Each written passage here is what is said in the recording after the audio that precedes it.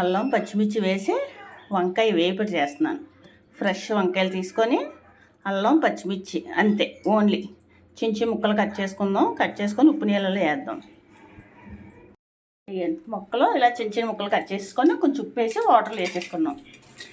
అల్లం పచ్చిమిర్చి, అల్లం కొంచెం ఎక్కువ వేసుకోవాలి, పచ్చిమిర్చి మనకు కారం సరిపడా. ఆయిల్ పెట్టుకున్నాను.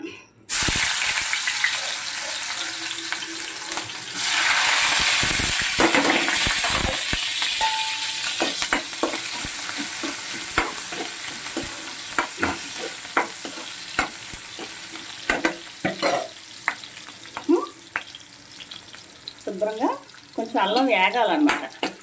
వేగితే టేస్ట్. ఇందులో ఇంకా పోపులు కావాలి, ఇష్టమైతే వేసుకోవచ్చు, లేకపోతే ఇలాగే బాగుంటుంది.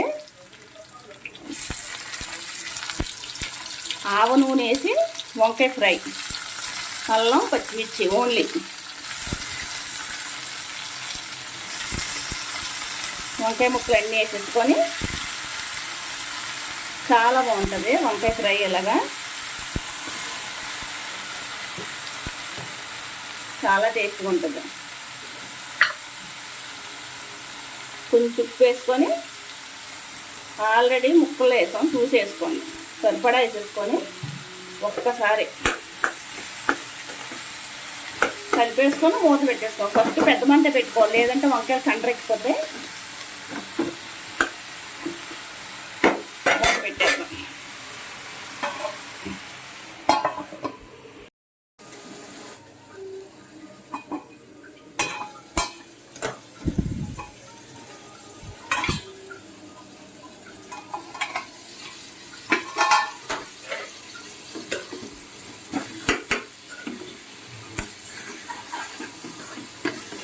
ఒక్కసారి కలిపేసుకొని మళ్ళీ మూత పెట్టాను. కలుపుకోకపోతే ఒక ముక్క మెత్తబడదు అనమాట. అందుకని ఒకసారి కలిపేసుకొని చాలా బాగుంటుంది. ఇలా వంకాయ ఫ్రై ట్రై చేయండి. ఏమి అన్నీ వేసేసుకోకూడదు. అల్లం పచ్చిమిర్చి